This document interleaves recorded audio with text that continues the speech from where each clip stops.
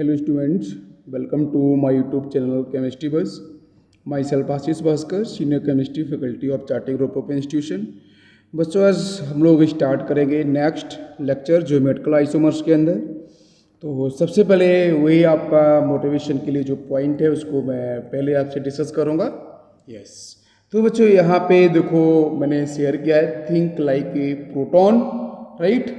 ये यहाँ पे मैंने एक एटम को मैंने यहाँ पे रिप्रेजेंट किया हुआ है, राइट। और उसके साथ यहाँ पे प्रोटॉन्स प्लस इलेक्ट्रॉन्स, आपको पता है न्यूट्रॉन्स, उनका मूवमेंट है।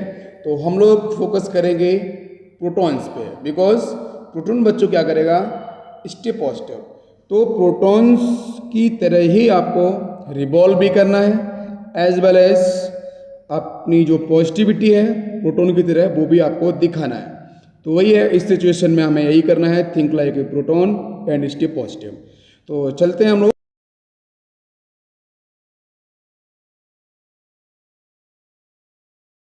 ओके, तो इसके बाद हम लोग बात करेंगे कि बच्चों ज्योमेट्रिकल आइसोमर्स में कौन कौन से केसेस हैं हमारे जहाँ पे ज्योमेट्रिकल आइसोमर आपको देखने को मिलता है। क्लियर है। तो सबसे पहले आपको मिलेगा carbon double bond carbon, this is first case. तो कार्बन डबल बॉन्ड कार्बन को हम लोग पहले एनालाइज करेंगे और इसमें आपको ध्यान क्या रखना है, कंडीशन क्या है ना, उसको मैं पहले करूँगा क्लियर। तो कार्बन डबल बॉन्ड कार्बन, ये जो आपको एल्कीन वाला केस दिख रहा है, इसमें जो बेसिक कंडीशन है ना, वो कंडीशन आपकी क्या है। तो कंडीशन में क्या देखना है, such alkene will shows geometrical isomer in which each double bonded carbon atom is attached to different atom या ग्रुप इंडिविजुअली। मतलब इसमें यह है कि कार्बन डबल बॉन्ड कार्बन जो हमारा यहाँ पे दिख रहा है, ठीक है, इसके साथ जो भी हमारे ग्रुप अटैच होंगे, ठीक है, वो ग्रुप बच्चा हम लोग यहाँ पे इस तरीके से मान सकते हैं कि suppose this is a, this is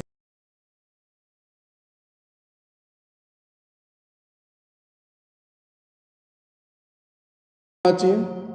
और ये तो बहुत ही परफेक्ट कंडीशन है। मैंने कोई एक कार्बन ले लिया है, ये वाला कार्बन या फिर ये टर्मिनल वाला, किस कोई को आप ले सकते हो। तो A not is equal to B होना चाहिए, ए बी के सिमिलर नहीं होना चाहिए। सेकेंड मैंने बोला कि अगर मैं इस कार्बन के साथ बात करूं, इस कार्बन के साथ, तो डी आपके यहाँ ई से इक्वल नहीं होना चाहिए, मतलब ये सेम ग्रुप नहीं होने चाहिए। तो इंडिविजुअल जो कार्बन एटम है ना, जो डबल बॉन्ड से आपका अटैच दिख रहा है, उसके साथ डिफरेंट एटम और ग्रुप आपके इंडिविजुअली अटैच्ड होने चाहिए, ठीक है। लेकिन ऐसा नहीं है कि एक ही कार्बन पे दोनों ग्रुप सेम आ जाएं, तो फिर वहाँ पे ज्योमेट्रिकल आइसोमर्स की कंडीशन क्या होगी, आपकी ब्लॉक हो जाएगी, वो आपको देखने को नहीं मिलेगा, ठीक है। क्योंकि उसके पीछे भी रीज़न है, वो रीज़न भी आपको मैं बताता हूँ यहाँ पे वो रीज़न क्या है। तो जैसे मान लो चलो मैंने यहाँ पे किया है कार्बन डबल बॉन्ड कार्बन, इस तरीके से, क्लियर है, कार्बन डबल बॉन्ड कार्बन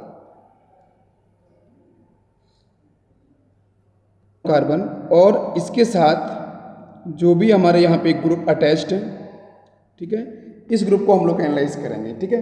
तो मान के चलो यहाँ पे एक मैंने ग्रुप लगा दिया, इधर ए, इधर लगाया मैंने ग्रुप बी, इधर मैं मान लेता हूँ कि मैंने डी ग्रुप लगाया और यहाँ भी मैंने सेम ग्रुप डी लगा दिया।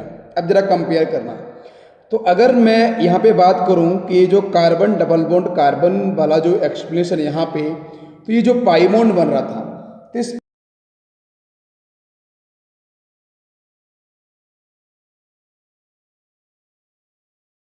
डी ग्रुप या एटम जो भी है, उस डी को मैं नीचे की तरफ लेके आऊं और इस डी को मैं सपोज ऊपर की तरफ लेके जाऊं। तो आप मुझे बताना कि नया मॉलिक्यूल क्या बनेगा। तो नए मॉलिक्यूल में होगा कार्बन डबल बॉन्ड कार्बन, और यहाँ भी वही डी रहेगा और नीचे भी, क्योंकि दोनों ग्रुप सेम है, इधर आपका ए हो जाएगा और यहाँ पे आपका बी। तो आप मुझे बताओ कि जो ए से डिस्टेंस डी के साथ फर्स्ट केस में थी, और वही डिस्टेंस अभी भी आपको क्या मिल रही है, सेम मिल रही है। तो इसका मतलब यहाँ पे हम लोग अगर स्पेस के अंदर मैं इन एटम्स को आपस में इनकी पोजीशन चेंज करता हूँ, तो यहाँ पे कोई नया आपको कंपाउंड देखने को नहीं मिलेगा। जब नया कंपाउंड देखने को नहीं मिलेगा तो हम लोग बोल सकते हैं कि यहाँ पे ज्योमेट्रिकल आइसोमर नहीं बनेगा। तो ये बात आपको पहले समझ में आनी चाहिए एल्कीन के साथ। तो एल्कीन वाले केस में क्या है, पहला पॉइंट, पहला जो कंडीशन था वो आपको सभी क्लियर है कि रिस्ट्रिक्टेड रोटेशन, ठीक है, ये तो आपका कंफर्म है। और दूसरी कंडीशन ये थी कि जो कार्बन डबल बॉन्ड से अटैच हैं उनके साथ जो ग्रुप आपको मिलेंगे ये ग्रुप आपके क्या बच्चों सेम नहीं होने चाहिए। अगर सेम हो जाएंगे ना ये ग्रुप तो उसका मतलब वहाँ पे आप कितना भी इन एटम या ग्रुप के साथ कितना भी रोटेशन करा लेना आपको नया मॉलिक्यूल स्पेस में दिखाई नहीं देगा। जब नया मॉलिक्यूल नहीं मिलेगा तो आइसोमर्स किस बात के, तो इसलिए यहाँ पे ज्योमेट्रिकल आइसोमर नहीं मिलेंगे। ये मैंने बताया geometrical isomers in case of double bond alkene वाले केस में। तो कौन कौन से कंपाउंड्स ऐसे हैं, अब मैं यहाँ क्वेश्चन करूँगा कि ज्योमेट्रिकल आइसोमर वहाँ पे मिल सकता है, कहाँ पे आपको नहीं मिलेगा। आइसोमर मिल सकता है या फिर आपको नहीं मिलेगा, देखते हैं बच्चों। तो पहले देखो यहाँ पे क्या रिस्ट्रिक्टेड रोटेशन है क्या, हाँ बिल्कुल है। कार्बन डबल बॉन्ड कार्बन दिख रहा है, मतलब यहाँ पे आपका रिस्ट्रिक्टेड रोटेशन आपको परफेक्टली दिख रहा है, मतलब आइसोमर्स मिल सकते हैं ज्योमेट्रिकल। बट जो कार्बन डबल बॉन्ड से अटैच है क्या उसके पास आपके डिफरेंट ग्रुप हैं, अगर हैं तो आपको ज्योमेट्रिकल आइसोमर मिलेगा। तो चेक करते हैं बच्चों, यहाँ क्या है ब्रोमीन, यहाँ पे क्या है हाइड्रोजन नीचे डिफरेंट है, यहाँ पे CH3 है, यहाँ पे हाइड्रोजन है, ये भी डिफरेंट है। तो मतलब यहाँ पे आपका ज्योमेट्रिकल आइसोमर बिल्कुल आपको देखने को मिलेगा। अब कौन सा मिलेगा या नाम होगा उसका, उसको हम लोग पढ़ेंगे नोमेनक्लेचर के अंदर, ठीक है। EZ होगा या SS ट्रांस होगा, क्या होगा उसके बारे में मैं बताऊंगा। पहले बात कर रहे हैं ज्योमेट्रिकल आइसोमर मिलेगा या नहीं मिलेगा। अच्छा, अब इसमें मैंने क्या करा है, थोड़ा सा और इसको मैं अच्छे से आपको एक्सप्लेन कर सकता हूँ यहाँ पे, कि जैसे मान के चलो यहाँ पे जो सिमिलर ग्रुप हैं ये दोनों हाइड्रोजन एंड हाइड्रोजन, ये दोनों देखो नीचे हैं, नीचे की तरफ है, मतलब सेम साइड में है। कहाँ है बच्चों, सेम साइड में। और इसके प्रीवियस लेक्चर में मैंने आपको ये भी बताया था कि जो आपका यहाँ पे एंगल है वो आपको 90 डिग्री देखने को मिल रहा है फर्स्ट मॉलिक्यूल में, हाइड्रोजन और हाइड्रोजन के बीच में। मतलब ये जो बॉन्ड एंगल है ना वो समथिंग इस तरीके से आ रहा है, जिसको हम 90 डिग्री यहाँ पे बोल सकते हैं। एक हाइड्रोजन ये है, एक हाइड्रोजन ये है, तो यहाँ पे एंगल आपको मिल रहा है 90 डिग्री। इसलिए मैंने बोला था कि सिस आइसोमर्स हैं, ये मैंने बताया था वहाँ पे आपको कि सिस आइसोमर होगा अगर सेम साइड में सेम ग्रुप होते हैं। अब यही हाइड्रोजन को मैं ऊपर लेके गया, ब्रोमीन को मैं नीचे लेके आया, तो देखो यहाँ पे ये वाला मॉलिक्यूल बन गया। अब इस मॉलिक्यूल में क्या दिख रहा है कि दोनों हाइड्रोजन बच्चों क्या हैं, अपोजिटली आपके अटैच है। तो जो अपोजिट अटैच है तो मतलब यहाँ पे बॉन्ड एंगल कितना होगा, ये आपका 180 डिग्री देखने को मिलेगा। तो मतलब ये अपोजिट साइड में है, तो जहाँ पे आपकी एरियल डिस्टेंस होगी फर्स्ट के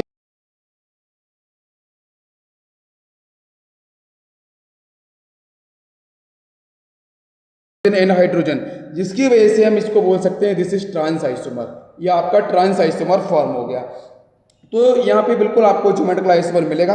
अब चलते हैं हम लोग सेकंड बी कंपाउंड की तरफ, और बी कंपाउंड को हम लोग करते हैं एनालाइज।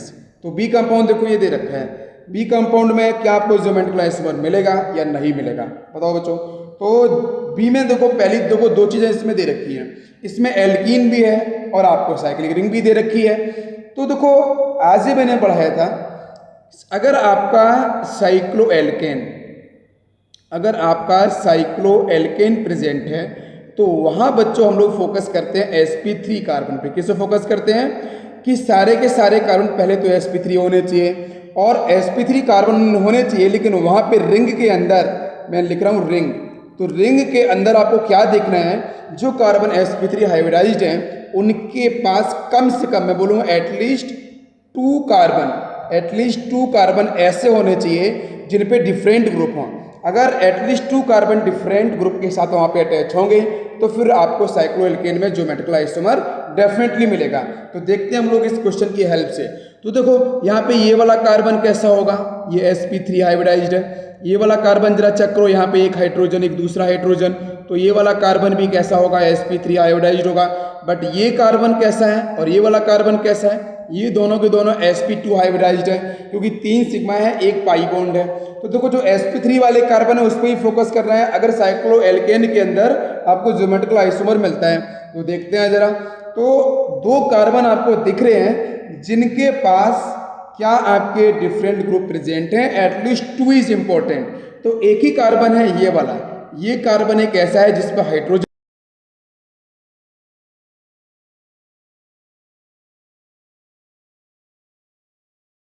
दिख रहा है कि एक तो आपका जो हाइड्रोजन है और दूसरा भी आपका हाइड्रोजन है।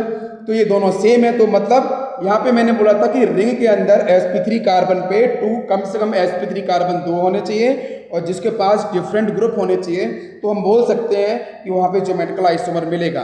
तो मतलब रिंग की वजह से इस मॉलिक्यूल में रिंग की वजह से कोई भी ज्योमेट्रिकल आइसोमर नहीं बनेगा। ये बात क्लियर है। अब आते हैं पाई बॉन्ड की तरफ। क्या पाई बॉन्ड की वजह से आपको मिलेगा? तो पाई बॉन्ड को तो क्लियर करते हैं। रिंग की वजह से तो बच्चों ज्योमेट्रिकल आइसोमर आपको नहीं बना, साइक्लोएल्केन की वजह से, क्योंकि यहाँ कंडीशन सेटिस्फाइड ही नहीं हो पाई।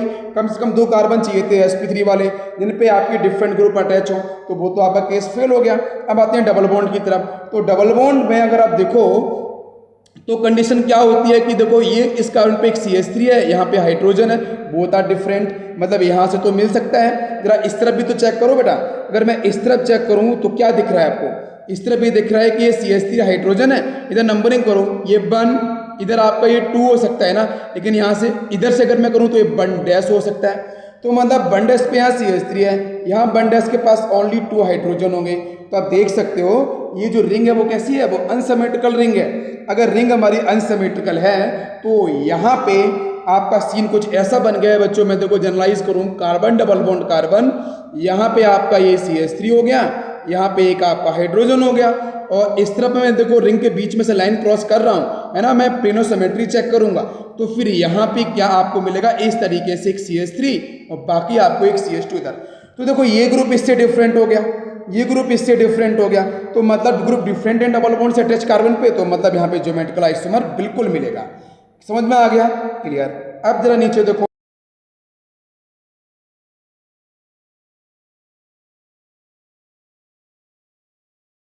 ये नया मॉलिक्यूल बना तो मतलब यहाँ भी आपको ज्योमेट्रिकल आइसोमर देखने को मिलेगा, बिल्कुल मिलेगा। ठीक है, ये समझ में आ गया होगा। आज ही हम लोगों ने पढ़ा था साइक्लोएल्केन्स के ऊपर। अब ऊपर वाला एक दे रखा है ये कंपाउंड, इसी से रिलेटेड। अब इस कंपाउंड में देखो तो रिंग की वजह से तो आपको मिलेगा नहीं। क्यों नहीं मिलेगा? क्योंकि बच्चों जो sp3 वाले कार्बन है उन दोनों के पास क्या दिख रहा है आपको? हाइड्रोजन दिख रहे हैं। इधर भी हाइड्रोजन है और यहाँ भी आपको हाइड्रोजन दिख रहा है। तो मतलब ये तो sp3 कार्बन वाले कार्बन पे आपके डिफरेंट ग्रुप अटैच होने चाहिए थे, वहाँ तो सेम हाइड्रोजन है, तो ये तो आपका ज्योमेट्रिकल आइसोमर होगा नहीं। तो फिर ज्योमेट्रिकल आइसोमर के लिए बाकी एक रिंग में एक कार्बन और था, तीसरा कार्बन, वो तो sp2 हाइब्रिडाइज्ड है, तो उसकी कहानी तो पहले ही फिनिश हो गई भाई, वो sp3 ही नहीं है, वो sp2 हाइब्रिडाइज्ड है, तो ये तो आपका पार्टिसिपेट करेगा नहीं रिंग। तो रिंग की वजह से कोई भी ज्योमेट्रिकल आइसोमर नहीं बनने वाला। ठीक है, अब आते हैं पाई बॉन्ड की तरफ। तो पाई बॉन्ड पे देखो तो यहाँ पे क्या दिख रहा है, पाई बॉन्ड में एक कार्बन जो डबल बॉन्ड से अटैच है उस पर इधर CH3 है, यहाँ पे हाइड्रोजन है, इधर देखो तो CH2 है, इधर भी CH2 है। तो मतलब इस वाले कार्बन के साथ इधर CH2 ये दोनों ग्रुप सेम हो रहे हैं और रिंग आपकी सिमेट्रिकल भी है। रिंग कैसी है बच्चों? रिंग आपकी सिमेट्रिकल है। तो मतलब यहाँ पे ज्योमेट्रिकल आइसोमर कभी भी देखने को नहीं मिलेगा। इतनी बात समझ में आ गई? ओके, इसके बाद देखते हैं हम लोग second case, carbon double bond nitrogen. तो कार्बन डबल बॉन्ड नाइट्रोजन के हमारे पास 2 केस देखने को मिलते हैं। ठीक है, कार्बन डबल बॉन्ड नाइट्रोजन, इसमें पहला केस आपको बताया था मैंने, एक तो मिलता है एमाइन सिस्टम। ठीक है, first case is amine system, और सेकेंड केस आपको बताया था मैंने ऑक्साइम। ठीक है, सेकेंड केस बताया था मैंने आपको ऑक्साइम। तो इमाइन सिस्टम क्या है वो समझ लो पहले। इमाइन सिस्टम है कार्बन डबल बॉन्ड नाइट्रोजन, और इसके साथ बेटा यहाँ पे एक लोन पेयर होगा और यहाँ पे एक आपका हाइड्रोजन होगा। बाकी इधर जो ग्रुप अटैच होंगे कार्बन पे वो आपके उस तरीके से अटैच रहेंगे जैसा आपको देखना है भाई। डिफरेंट ही होने चाहिए ऑब्वियसली ज्योमेट्रिकल आइसोमर के लिए कार्बन पे। तो ये हो गया आपका imine system, this is called imine system. Now come oxime. तो हम ऑक्साइम क्या बोलते हैं? ऑक्साइम जो होता है बेटा वो होता है कार्बन डबल बॉन्ड नाइट्रोजन और इसके साथ एक लोन पेयर हो और बाकी आपका एक OH ग्रुप लगा हो, हाइड्रोक्सी ग्रुप। तो this particular group is called oxime. तो इमाइन हम किसको बोलते हैं? जहाँ पे आपका कार्बन डबल बॉन्ड नाइट्रोजन हो और नाइट्रोजन पे एक लोन पेयर हो, हाइड्रोजन हो, उसको बोलते हैं इमाइन। और हम ऑक्साइम किसको बोलते हैं? जहाँ पे कार्बन के साथ जो डबल बॉन्ड नाइट्रोजन है उस नाइट्रोजन पे एक लोन पेयर हो, बाकी हाइड्रोक्सी ग्रुप हो, जिसको हम लोग बोलते हैं ऑक्साइम सिस्टम। ठीक है, अब जरा इसको हम लोग करते हैं स्टेप बाय स्टेप कंपेयर, देखते हैं आंसर किस तरीके से आपका बनेगा। तो सबसे पहले देखो मैं बताऊंगा आपको यहाँ पे कि जो इमाइन सिस्टम है उसमें आंसर हमारे कैसे बनते हैं। ठीक है, बट एक बात ध्यान देना कि इमाइन हो चाहे ऑक्साइम हो, है ना, दोनों के अंदर कॉमन चीज है कार्बन डबल बॉन्ड नाइट्रोजन।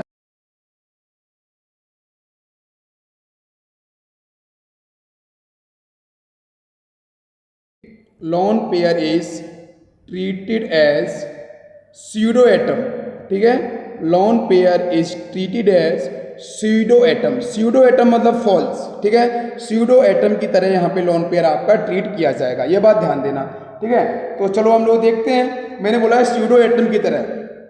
अब यहाँ से पहला क्वेश्चन आपको दे रखा है और उसको हम लोग देखते हैं। इमाइन सिस्टम के अंदर कुछ एग्जांपल्स लेते हैं और उसको देखते हैं।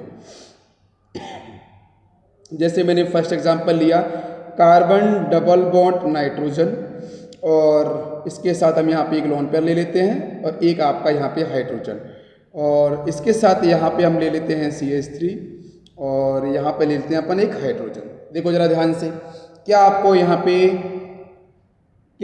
पे ज्योमेट्रिकल आइसोमर मिलेगा? बिल्कुल मिलेगा। क्यों बच्चों मिलेगा? Loan pair is totally different from hydrogen, बिल्कुल सही। CH3 is totally different from this hydrogen, तो डेफिनेटली यहाँ पे आपको ज्योमेट्रिकल आइसोमर मिलने वाला है। और बच्चों स्सिस्टम कौन सा है? This is imine system. कौन सा है? इमाइन सिस्टम आपको यहाँ पे देखने को मिल रहा है। इसी कुछ और भी एग्जाम्पल्स हम लोग लेते हैं और उसको समझते हैं।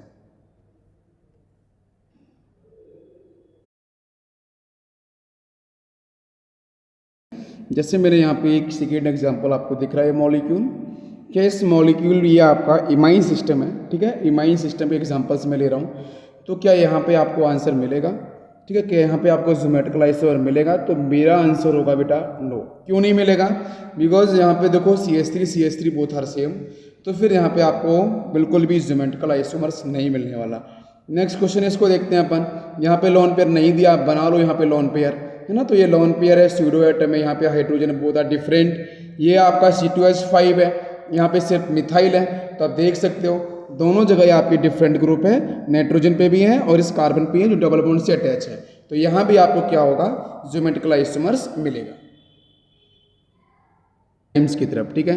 तो ऑक्साइड में अभी जस्ट आपको बताया भी मैंने कि कार्बन डबल बॉन्ड नाइट्रोजन होगा और नाइट्रोजन के पास आपका एक लोन पेयर होगा और एक आपका हाइड्रोक्सी ग्रुप होगा, ठीक है। तो वैसा आपको दिख रहा है, लेकिन इमाइन वाले सिस्टम में क्या था? लोन पेयर एंड हाइड्रोजन आपको दिख रहा था। यहाँ पे क्या होगा? Lone pair and OH group आपको देखने को मिलेगा। ये डिफरेंस है ऑक्साइड और इमाइन के अंदर, ठीक है। वैसे भी ट्यूटोमेरिज्म के अंदर हम लोगों ने पढ़ा भी था।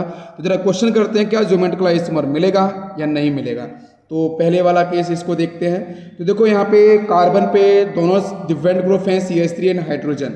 यहाँ देखो लोन पेयर एंड OH है, यस बिल्कुल आपको मिलेगा ज्योमेट्रिकल आइसोमर। क्या यहाँ पे मिलेगा?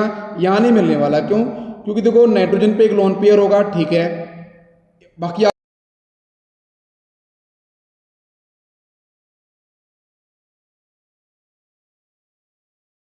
इस क्वेश्चन के अंदर यहाँ पे देखो हाइड्रोजन है, ये आपका प्रोटियम है जिसको अपन बोलते हैं 1H1। ये आपका ड्यूटेरियम है, इसको बोलते हैं 1H2। ये आपके आइसोटॉप्स हैं। तो मास नंबर डिफरेंट आपको दिख रहे हैं, तो आपके एटम भी कैसे होंगे? डिफरेंट होंगे। तो hydrogen deuterium both are different, बिल्कुल सही। लोन पेयर एंड OH ये भी आपके डिफरेंट है, तो यहाँ पे ज्योमेट्रिकल आइसोमर आपको बिल्कुल मिलेगा। बट क्वेश्चन है कि यहाँ पे ऑक्साइड्स बनते कैसे हैं, ऑक्साइड किस तरीके से फॉर्म होते हैं, तो उसको भी हम लोग एक बार देख लेते हैं। तो देखते हैं कि बच्चों ऑक्साइड का फॉर्मेशन कैसे होगा। तो ये कार्बोनाइल ग्रुप है और यहाँ पे आपका हाइड्रोक्सिल एमाइन है। तो हाइड्रोक्सिल अमाइन का मतलब है आपके NH2OH, ठीक है। NH2OH is called hydroxyl amine. और हाइड्रोक्सिल अमाइन के साथ यहाँ पे कार्बोनाइल ग्रुप है, और कार्बोनाइल ग्रुप आपके दो टाइप के होते हैं यहाँ पे जो यूज किए जाएंगे। पहला आपका यहाँ पे आएगा एल्डिहाइड ग्रुप और सेकंड आपको मिलेगा कीटोन ग्रुप, ठीक है। तो एल्डिहाइड और कीटोन इनके रिस्पेक्ट में हमारे ऑक्साइड कैसे बनते हैं। तो बच्चों एल्डिहाइड में आपको अच्छे से पता है कि एल्डिहाइड में क्या होता है कि एक आपको मिलेगा C डबल बॉन्ड O, इसके साथ यहाँ पे होगा एक हाइड्रोजन, बाकी इधर होगा आपका एल्काइल पार्ट। तो दिस इज एल्डिहाइड। मैं जनरल फॉर्मूले की बात कर रहा हूँ, जनरल स्ट्रक्चर की बात कर रहा हूँ। Now comes ketone. तो कीटोन में क्या मिलता है? C डबल बॉन्ड O, ठीक है। एक आपका कार्बोनाइल ग्रुप हो गया और इसके साथ यहाँ पे एक एल्काइल पार्ट होगा और एक एल्काइल पार्ट यहाँ मिलेगा। तो बीच में तो आपको दिख रहा है कार्बोनाइल ग्रुप और दोनों साइड हमारे एल्काइल ग्रुप। तो ये आपका कीटोन का जनरल फॉर्मूला है। ये समझ में आ गया। तो यहाँ पे दो ही टाइप के कार्बोनाइल आपको देखने को मिलेंगे। तो क्या होगा, मैं इजी ट्रिक बता रहा हूँ। हाइड्रोक्सिल अमाइन से दोनों हाइड्रोजन और यहाँ से आपका ये ऑक्सीजन, तो ये H2O आपका सीधा यहाँ से क्या हो जाएगा, एलिमिनेट हो जाएगा। H2O आपका यहाँ से बाहर निकल जाएगा। तो देखो मैंने यहाँ से H2O तो बाहर निकाल दिया है। तो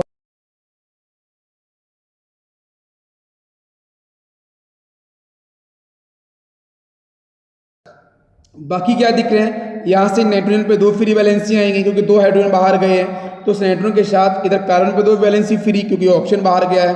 तो फिर यहाँ पे बीच में आएगा N डबल बॉन्ड C, और बाकी एक तरफ आपको क्या मिलेगा, OH2 को मिलेगा ये N के साथ, और एक मिलेगा आपको यहाँ पे लोन पेयर।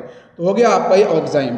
अब ऑक्साइम में 2 कैटेगरी हैं कि अगर मान के चलो बच्चों यहाँ पे एल्डिहाइड आता है कार्बोनाइल में, तो एल्डिहाइड में एक होता है आपका फॉर्मल्डिहाइड, और फॉर्मल्डिहाइड में आपको अच्छे से पता है कि दोनों तरफ हाइड्रोजन होते हैं।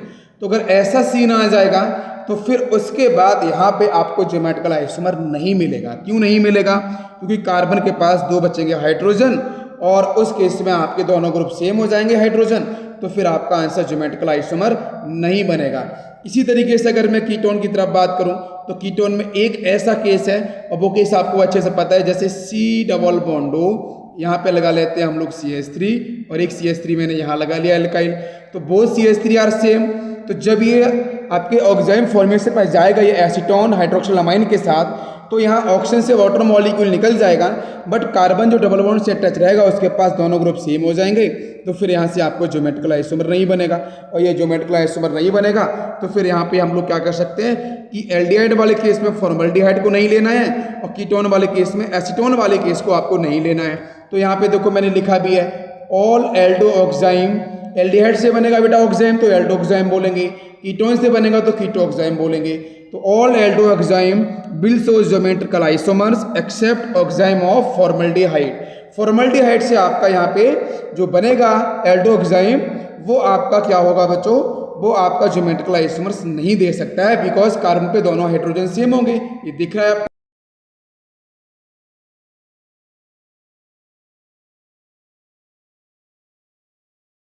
वाला, वो आपका सिमेट्रिकल कीटोन जिसका नाम था आपका एसीटोन। और जनरली एसीटोन ना बोल के मैं ये भी बोल सकता हूँ कि बच्चों अगर C डबल बॉन्ड जो कार्बोनाइल है उसके आसपास जो एल्काइल ग्रुप अटैच होंगे, अगर दोनों एल्काइल ग्रुप सेम हो जाएंगे तो उसको बोलूँगा मैं सिमेट्रिकल कीटोन। तो सिमेट्रिकल कीटोन कभी भी आपके यहाँ पे ज्योमेट्रिकल आइसोमर शो नहीं करेंगे। तो इसलिए सिमेट्रिकल कीटोन को ध्यान रखना है कि सिमेट्रिकल जितने भी कीटो ऑक्साइम बनेंगे वहाँ पे कार्बन के पास एल्काइल ग्रुप क्या होंगे आपके सेम, जिसकी वजह से यहाँ पे ज्योमेट्रिकल आइसोमर्स कभी भी देखने को नहीं मिलेगा। ये बात समझ में आ गई। तो यहाँ R1 और R2 in case of ketone आपके डिफरेंट होने चाहिए, और बाकी एल्डिहाइड वाले केस में सिर्फ फॉर्मल्डिहाइड आपको ध्यान रखना है, तो वहाँ से कभी भी ज्योमेट्रिकल आइसोमर देखने को नहीं मिलेगा। तो आई होप आपको क्लियर हो गया होगा कि ऑक्साइम में कौन कौन से केस हैं, और कौन कौन से केस में ज्योमेट्रिकल आइसोमर मिलेगा, और कौन कौन से केस में जनरल केस में ज्योमेट्रिकल आइसोमर नहीं बनेगा। एजो कंपाउंड्स की तरफ, तो एजो कंपाउंड में क्या होगा, नाइट्रोजन डबल बॉन्ड नाइट्रोजन, ठीक है, और इस नाइट्रोजन के पास एक लोन पेयर यहाँ होगा और एक लोन पेयर आपको यहाँ मिलेगा, बाकी एक फ्री वैलेंसी यहाँ, एक फ्री वैलेंसी यहाँ पे। यहाँ पे कुछ भी ग्रुप हो सकते हैं, आपके यहाँ पे हाइड्रोजन हो सकता है, आपके यहाँ एल्काइल पार्ट हो सकता है, सेम इसको R1 मान सकते हैं हम लोग, यहाँ पे हाइड्रोजन हो सकता है, या बच्चों एल्काइल पार्ट हम लोग R2 मान लेते हैं। तो इसको हम लोग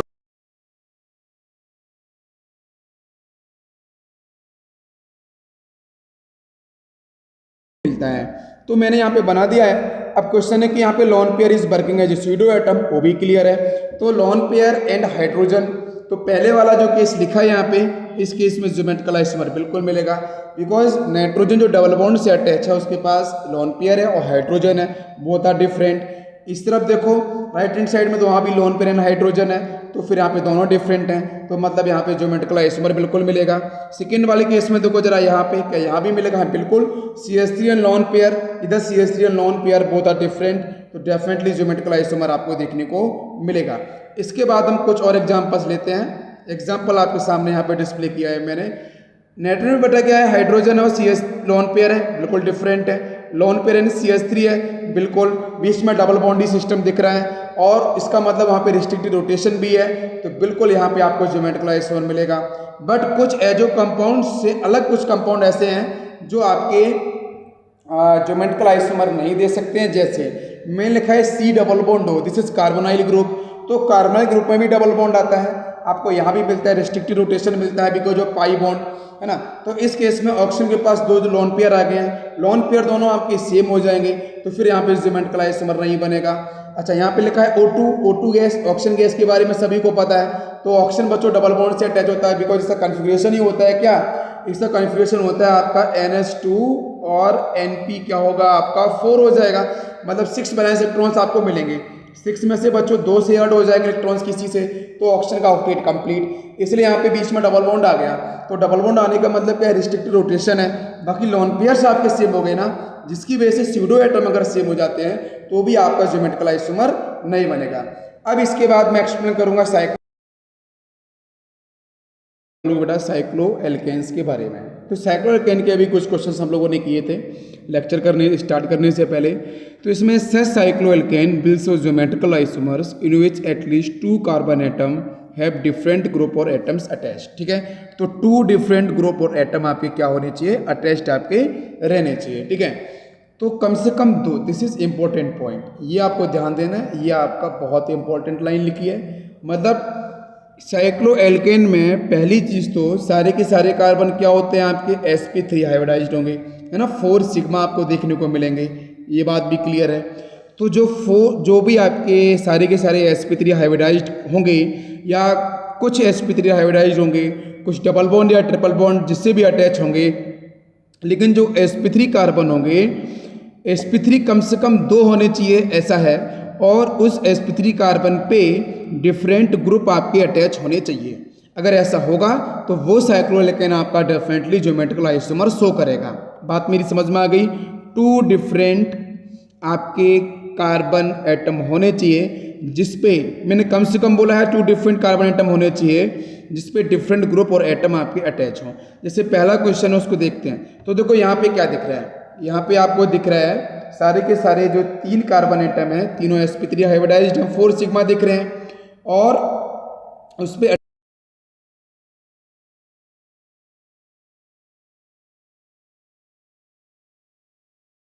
सेकंड में यहाँ पे एक हाइड्रोजन इधर, एक हाइड्रोजन आपका यहाँ मिलेगा। ये तो दोनों सेम हो गए sp3 वाला। जरा नीचे बीच कम से कम 2 चाहिए, है तो उसको छोड़ दो, दोनों हाइड्रोजन आपके सेम है। नीचे आ जाओ, यहाँ CH3 एंड हाइड्रोजन, ये CH3 एंड हाइड्रोजन डिफरेंट है, तो मतलब ज्योमेट्रिकल आइसोमर मिलेगा। नेक्स्ट केस में देखो, यहाँ पे देखो जरा, यहाँ पे देखेंगे तो यहाँ पे CH3 है, एक आपका हाइड्रोजन है, ये आपका यहाँ पे CH3 है। ठीक है, और इसके बाद देखो यहाँ पे हाइड्रोजन हाइड्रोजन, यहाँ भी आपके हाइड्रोजन। तो नीचे से तो आंसर बनेगा नहीं। मैंने बोला था कि डिफरेंट होने चाहिए कम से कम 2 कार्बन एटम पे जो अटैच्ड ग्रुप है। तो यहाँ तो देखो 3 कार्बन एटम पे तो आपके हाइड्रोजन दिख रहे हैं, है ना, 6 हाइड्रोजन, तो वो तो सेम ही होंगे। बाकी एक कार्बन एक ऐसा sp3 वाला है जिसपे CH3 है और हाइड्रोजन है, वो डिफरेंट है। तो भाई कम से कम 2 चाहिए थे, यहाँ तो एक ही है, तो फिर आपका ज्योमेट्रिकल आइसोमर नहीं बनेगा। इस वाले केस में बिल्कुल बनेगा। क्यों? क्योंकि देखो एक तरफ CH3 है, यहाँ पे हाइड्रोजन है, ये CH3 है, ये हाइड्रोजन है। तो देखो 2 कार्बन कम से कम ऐसे मिल गए जिनके पास डिफरेंट ग्रुप अटैच है। एक तरफ CH3 हाइड्रोजन है, इधर भी CH3 हाइड्रोजन है, तो यहाँ ज्योमेट्रिकल आइसोमर बनेगा। इस वाले केस में क्या है, इस वाले केस में मैंने बताया था डैश, डैश का मतलब डाउन दी प्लेन और बेस का मतलब प्लेन से ऊपर, है ना। तो चारों कार्बन आप प्लेन पे रख लो, एक टेबल के ऊपर, 1 2 3 और 4, ये चारों टेबल के ऊपर रखे हैं। इसमें से जो ब्रोमीन आपके डैश पे है ना, जो ब्रोमीन डैश पे या बेस पे है, तो डैश में क्या है, क्लोरीन, तो क्लोरीन हमेशा प्लेन के नीचे होगा, ब्रोमीन हमेशा प्लेन के ऊपर होगा, मतलब टेबल के ऊपर होगा, है ना। तो हम सीधा बोल सकते हैं कि यहाँ पे कम से कम 2 कार्बन ऐसे मुझे मिल गए हैं जिन पे डिफरेंट ग्रुप अटैच हैं, तो ये आपका ज्योमेट्रिकल आइसोमर बिल्कुल देगा। नेक्स्ट क्वेश्चन देखो जरा, ये वाला, इसके अंदर आपको क्या दिख रहा है, सारे के सारे कार्बन sp3 हैं और सभी के पास 2 हाइड्रोजन सेम है, तो फिर सीधा आंसर आपका क्रॉस हो जाएगा, नहीं मिलेगा। नेक्स्ट केस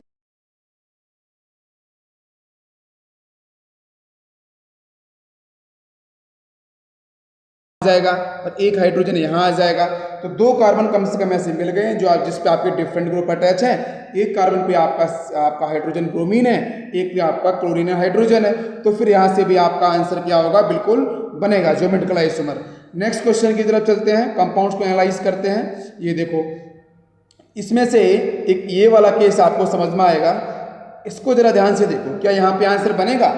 जो एक कार्बन sp3 वाला ऊपर है, हालांकि sp3 सारे ही हैं, है ना, तो इस पे देखो 2 मिथाइल ग्रुप अटैच है, दोनों मिथाइल हैं, और नीचे देखो यहाँ पे एक हाइड्रोजन होगा, तो ये कार्बन पे तो डिफरेंट ग्रुप अटैच है, क्लोरीन और हाइड्रोजन।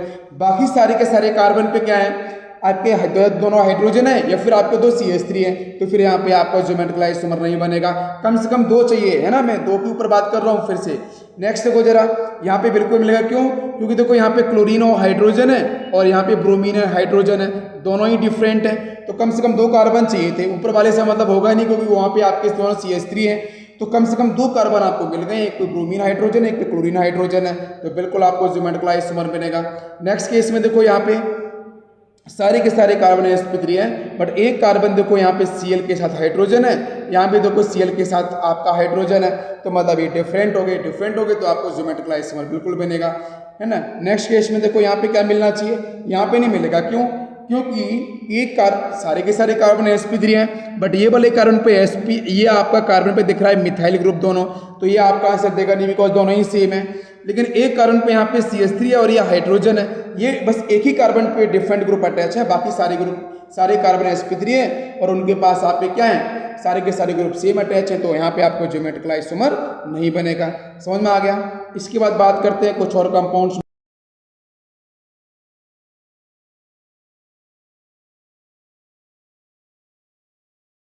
एक हाइड्रोजन यहाँ आ जाएगा, तो कम से कम दो कार्बन मिल गए हैं जिसपे डिफरेंट ग्रुप हैं, बिल्कुल ज्योमेट्रिकल बनेगा यहाँ पे। नेक्स्ट केस में देखो बच्चों, यहाँ पे क्या मिलना चाहिए, यहाँ पे नहीं मिलेगा, क्यों नहीं मिलेगा वो समझो। देखो पहले रिंग पे आ जाओ, तो रिंग में देखो कौन कौन से कार्बन sp3 है, एक ये sp3 है, ये sp3 है, sp3 एंड sp3, ये वाला कार्बन आपका sp2 हाइब्रिडाइज्ड है, तो वो तो काउंट किया नहीं जाएगा, है ना। तो साइक्लोएल्केन की वजह से क्या ज्योमेट्रिकल आइसोमर यहाँ बनेगा, तो मेरा आंसर होगा नो। क्यों, क्योंकि सारे के सारे कार्बन 1 2 3 4 5 sp3 हैं और पांचों पे दो हाइड्रोजन सेम है, तो रिंग की वजह से कोई भी ज्योमेट्रिकल आइसोमर बनेगा नहीं। अब आते हैं हम लोग डबल बॉन्ड की तरफ। तो डबल बॉन्ड क्या कहता है, तो डबल बॉन्ड के पास एक तरफ CH3 है, एक तरफ यहाँ पे बैलेंसी पूरी करो हाइड्रोजन होगा, तो CH3 और हाइड्रोजन तो डिफरेंट हो गए, बट इधर डबल बॉन्ड पे देखो तो जरा नंबरिंग करके देख लो, आपको पता है कि रिंग आपकी सिमेट्रिकल का अनसिमेट्रिकल है, ये 1 ये 2 ये 3, है ना। इधर से करके देखो जरा, ये 1 N2 N3, तो रिंग आपकी यहाँ से बीच में से अगर लाइन पास करो तो रिंग 2 इक्वल हाफ में डिवाइड हो रही है, तो मतलब यहाँ पे रिंग कैसी है, सिमेट्रिकल। अगर रिंग सिमेट्रिकल हो गई है तो ये वाला केस कुछ ऐसा बनेगा, कार्बन डबल बॉन्ड कार्बन, यहाँ पे आपका ए ग्रुप, इधर भी आपका ए ग्रुप, इधर आपका बी और इधर आपका डी, ये तो डिफरेंट है बट ये दोनों सेम हो गए, तो इसलिए यहाँ पे कभी भी आपको ज्योमेट्रिकल आइसोमर सेकंड कंपाउंड में नहीं बनेगा, तो मतलब मैं ऐसे कर दूंगा क्रॉस। नेक्स्ट पे चलते हैं, यहाँ पे बनेगा, यहाँ बनना चाहिए, देखो क्यों, क्योंकि देखो रिंग में क्या है, रिंग में 5 कार्बन आपके sp3 वाले हैं, देखो 1 2 3 4 और एक 5, ये वाला कार्बन डबल बॉन्ड वाला जो अटैच है ये तो आपका sp2 हो जाएगा, उसको छोड़ दो। तो sp3 वाले कार्बन में एक कार्बन ऐसा है जिसपे CH3 है और एक आपका अटैच यहाँ पे हाइड्रोजन होगा, ये डिफरेंट है, बट मुझे दो डिफरेंट चाहिए थे, तो दो डिफरेंट तो है नहीं, तो फिर रिंग की वजह से आपका ज्योमेट्रिकल आइसोमर नहीं बनेगा। अब आते हैं हम लोग डबल बॉन्ड की तरफ। तो डबल बॉन्ड में देखो तरफ CH3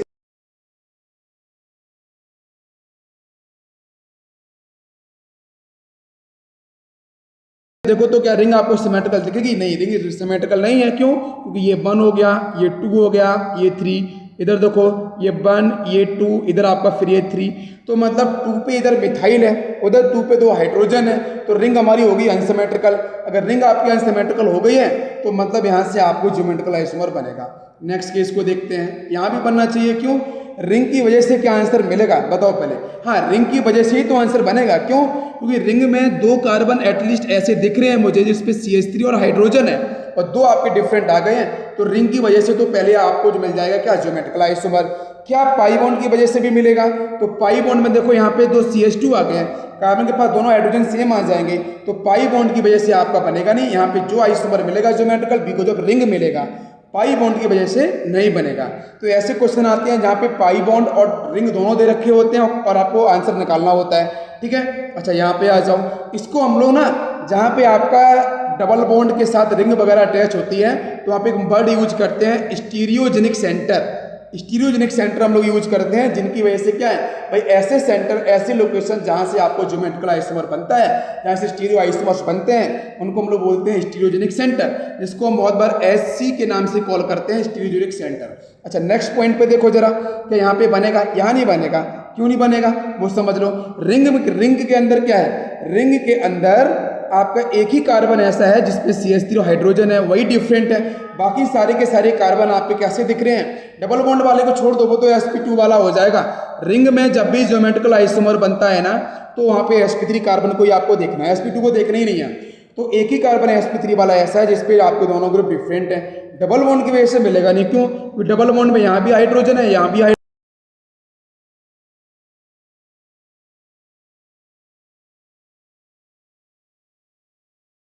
नेक्स्ट क्वेश्चन देखते हैं। नेक्स्ट क्वेश्चन आपको ये दे रखा है, क्या यहाँ पे ज्योमेट्रिकल आइसोमर बनेगा? बिल्कुल नहीं बनेगा। क्यों नहीं बनेगा वो देख लो।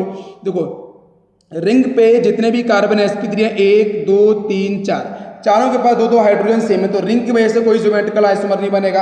अब आओ पाई बॉन्ड की तरफ, तो पाई के पास एक CH3 और हाइड्रोजन है, लेकिन रिंग आपकी सिमेट्रिकल हो गई है, जिसकी वजह से यहाँ पे आपको कोई भी ज्योमेट्रिकल आइसोमर नहीं बनेगा, ना ही रिंग की वजह से, ना ही पाई बॉन्ड की वजह से। अब आते हैं नेक्स्ट क्वेश्चन पे, तो यहाँ भी नहीं मिलने वाला। क्यों? क्योंकि रिंग में देखो, तो रिंग तो आपको सिमेट्रिकल दिख रही है, और जो कार्बन sp3 वाले हैं उनके पास देखो दो दो हाइड्रोजन दिख रहे हैं, तो वो तो आंसर बनेगा नहीं। तो रिंग की वजह से कोई भी ज्योमेट्रिकल आइसोमर नहीं बनेगा। अब आते हैं पाई बॉन्ड पे, तो पाई बॉन्ड में एक CH3 एक हाइड्रोजन है, बाकी नीचे की तरफ देखो तो रिंग आपको सिमेट्रिकल दिख रही है, बीच में से लाइन क्रॉस कराओ, प्लेनो सिमेट्री। तो इधर ऑक्सीजन की पोजीशन, यहाँ ऑक्सीजन की पोजीशन सेम है, बाकी कार्बन की पोजीशन भी सेम होगी, तो यहाँ पे बिल्कुल भी ज्योमेट्रिकल आइसोमर नहीं बनेगा, ना ही पाई की वजह से, ना ही आपके रिंग की वजह से। अब आते हैं इसमें, तो इसमें आपका आंसर बनेगा, इसमें देख लो आप, एक तो आप देखो यहाँ पे ये बनना चाहिए, तो जो भी आंसर बनेगा पाई बॉन्ड की वजह से बनेगा। क्यों? क्योंकि रिंग आपकी अनसिमेट्रिकल है। ऑक्सीजन की पोजीशन देख लो बेटा, 1 2, यहाँ पे 1,2, यहाँ पे 2 पे ऑक्सीजन है, इधर 1 पे ऑक्सीजन है, तो यहाँ पे आपको ज्योमेट्रिकल आइसोमर बिल्कुल देखने को मिलेगा। ठीक है, अच्छा इधर आ जाओ, यहाँ पे ड्यूटेरियम है और ट्रिटियम है, दोनों आइसोटॉप्स हैं। बाकी दो आप पे क्या अटैच होंगे, एक हाइड्रोजन यहाँ पे होगा, एक हाइड्रोजन आपका यहाँ पे होगा। तो मतलब यहाँ पे देखो कम से कम दो कार्बन sp3 वाले ऐसे बने हैं जिन पे अटैच ग्रुप दोनों ही क्या है, डिफरेंट है, तो यहाँ पे ज्योमेट्रिकल आइसोमर आपको बिल्कुल देखने को मिलेगा। समझ में आ गया? क्लियर है? तो आज इस लेक्चर को हम लोग यहीं फिनिश करते हैं। बाकी नेक्स्ट लेक्चर जब मैं आपको पढ़ाऊंगा साइक्लोएल्कीन्स, तो उसको करूंगा बच्चों हम लोग कंटिन्यू और record. Thank you, thanks for watching.